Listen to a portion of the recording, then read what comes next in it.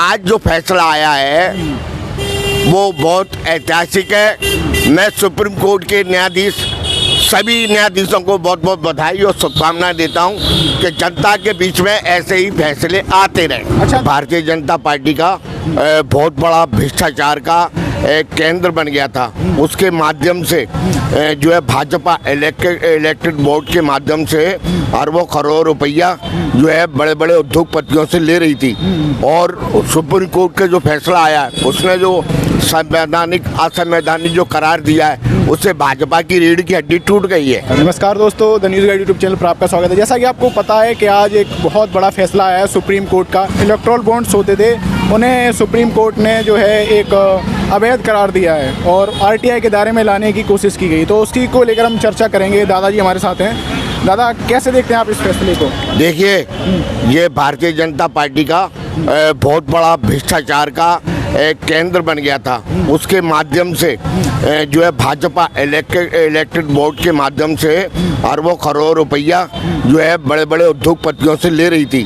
और supreme court का जो फैसला आया है उसने जो संवैधानिक असंवैधानिक जो करार दिया है उससे भाजपा की रीढ़ की हड्डी टूट गई है। अच्छा। आप जो देखिए कि इस पैसे से उन्होंने पूरे देश के अंदर, यहाँ तक कि दिल्ली में भी, दिल्ली में जो है जो सबसे बड़ा जो इनका भाजपा कार्यालय बना है 7,000 करोड़ रुपए का भाजपा कार्यालय है। और पूरे देश में इस चंदे से और चुनाव फंड जो मिल रहा है उससे पूरे देश में ये भाजपा चुनाव लड़ रही है। अच्छा। हाँ, और दूसरी पार्टियों को बहुत कम पैसा मिल रहा है। हाँ। क्योंकि जिसकी सत्ता होती है उसका बम होता है। हाँ। तो इसलिए आज जो सुप्रीम कोर्ट का जो फैसला आया है बहुत बढ़िया आया है, जनता के हित में आया है। और भाजपा की इससे कमर टूट गई है कि जो अरबों करोड़ रुपया जो भाजपा को जो चंदा बड़े बड़े देश के उद्योगपति दे रहे थे वो उसको मिलना बंद हो जाएगा।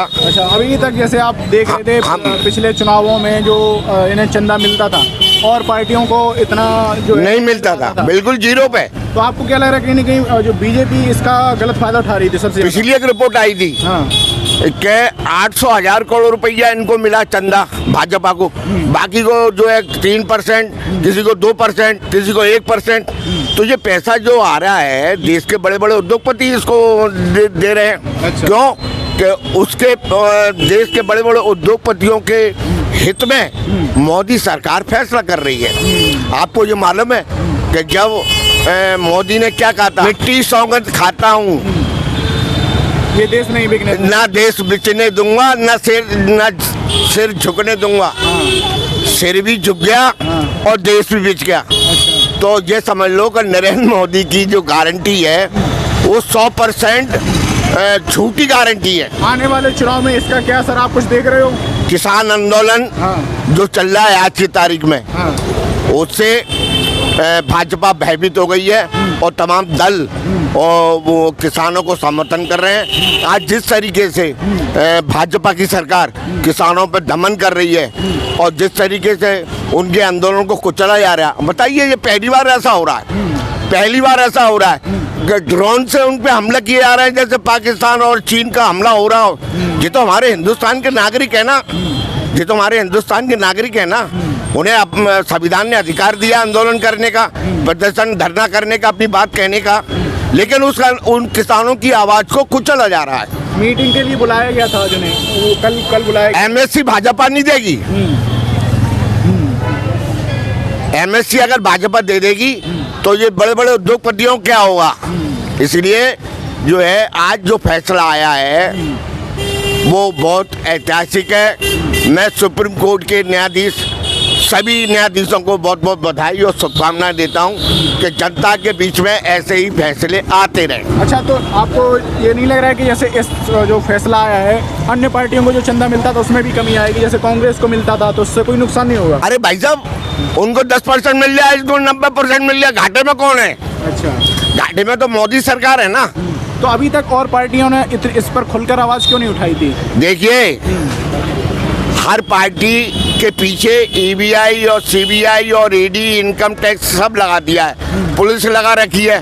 तो उनके जो है दबाव में इसलिए कोई खुलकर नहीं बोल रहा। ये तो कांग्रेस है, कांग्रेस ने तो अपना जमाना देखा है, जब अंग्रेजों का दमन जो है वो खत्म कर सकते हैं, हिंदुस्तान से अंग्रेजों से देश को मुक्त करा सकते हैं, तो कांग्रेस तो एक बहुत बड़ा संगठन है। और कांग्रेस ने आज़ादी के लिए अपने वीरों की, अपने कार्यकर्ताओं की आहुति दी है। कांग्रेस ने तो बहुत कुछ खोया है, भाजपा ने क्या खोया है? ये तो फर्जी राष्ट्रवादी है। अच्छा अच्छा। ये तो फर्जी राष्ट्रवादी है। अच्छा। ये राष्ट्र के नाम से इनका कुछ नहीं है योगदान। हाँ। इन्होंने अंगूठा तक नहीं कटाया, नाखून तक नहीं कटाया। हाँ। तो ये राष्ट्रवाद तो है नहीं है। ये तो सिर्फ धर्म की राजनीति कर रही है, सिर्फ टोटली धर्म की राजनीति कर रही है। लोग तो कह रहे हैं कि इस बार वो आसानी से जीत जाएंगे, क्योंकि उन्होंने राम मंदिर का मुद्दा जो है बहुत ज्यादा पॉपुलर कर दिया है। और देखिए, राम मंदिर कोई जो है नौकरी तो पैदा करेगा नहीं, लोगों को रोजगार तो पैदा करेगा नहीं।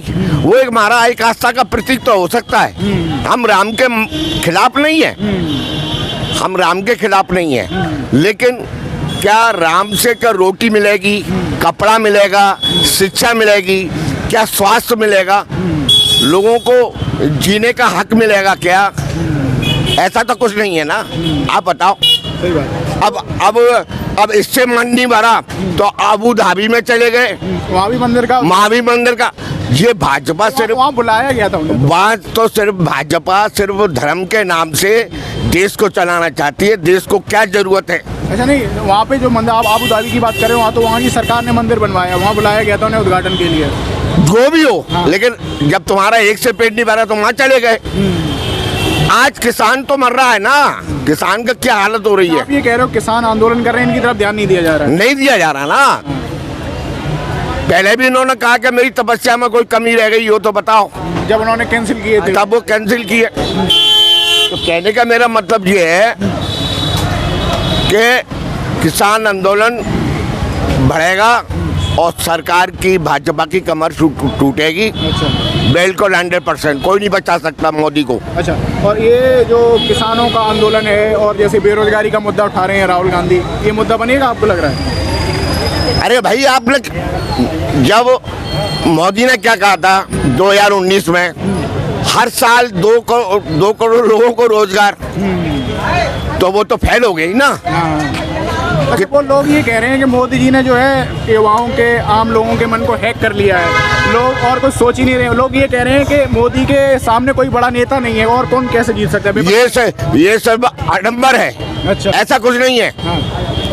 मोदी की डगरी फिरजी, उनका जो है, जो पिछड़ेपन की बात करते हैं कि मुझसे बड़ा पिछड़ा कौन है, तो उनका जो फर्जी जो है प्रमाण पत्र भी फर्जी है, उनकी डिग्री फर्जी है, पूरे देश में जाना है, नकली है। उन्होंने बॉन्ड जो लिखा है, जो अपन शपथ पत्र भरते हैं ना चुनाव लोकसभा में, पत्नी का भी सही तरीके से हवाला नहीं है, क्योंकि चुनाव आयोग उनका बैठा हुआ है। तो आपको लग रहा है चुनाव आयोग भी कहीं ना कहीं जो है पक्षपात? बिल्कुल 100% कर रहा है। आज दुनिया में जंतर मंतर पे हजारों लाखों लोग जो है ईवीएम का विरोध कर रहे हैं। ईवीएम पे विश्वास उठ गया है, तो इनको ईवीएम को बंद कर देना चाहिए। अच्छा। अरे बैलेट पेपर से चुनाव होना चाहिए। अच्छा। हाँ, क्या दिक्कत है? तो आपको मालूम पड़ जाएगी कि आप कॉन्फिडेंस हो कि इस बार लोग जो है बदलाव चाह रहे हैं, है ना? बिल्कुल बदलाव चाहेंगे। अच्छा अच्छा।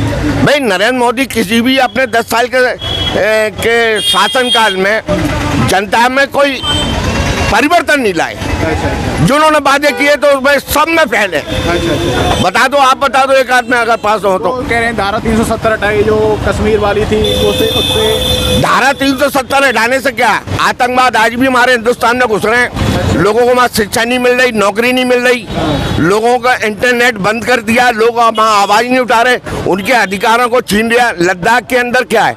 लद्दाख के अंदर भी जो है आंदोलन हो रहा है भाजपा के खिलाफ। सोनम वांगचुक जो है वहाँ के, तो बताइए आप। अच्छा, आप ये कह रहे हो कि जो जिस वजह से उन्होंने धारा 370 हटाई थी, वो चीजें समाप्त नहीं हुई, आतंकवाद अभी भी है? भाई, आतंकवाद है ना, रोज ही ना घुस रहे हैं। अच्छा।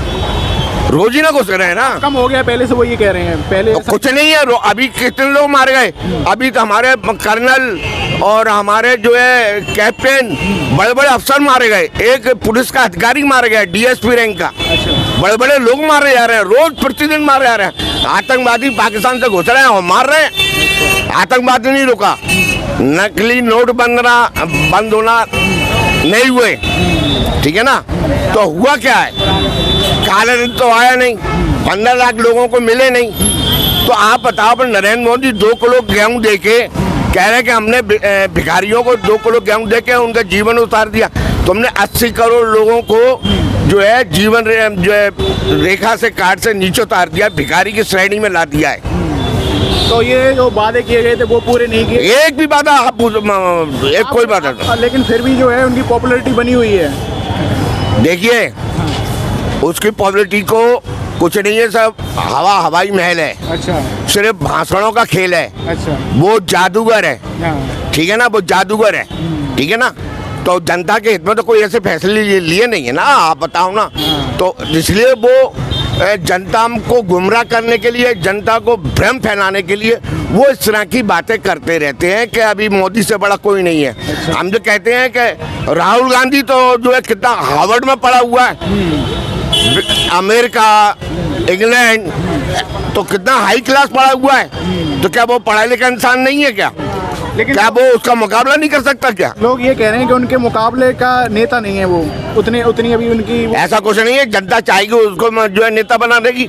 और नरेंद्र मोदी क्या है, जब मध्य प्रदेश वहाँ के गुजरात के मुख्यमंत्री थे, गोधरा कांड हुआ, कितने मरवा दिए, तो क्या बिगाड़ लिया उस शासन ने उनका?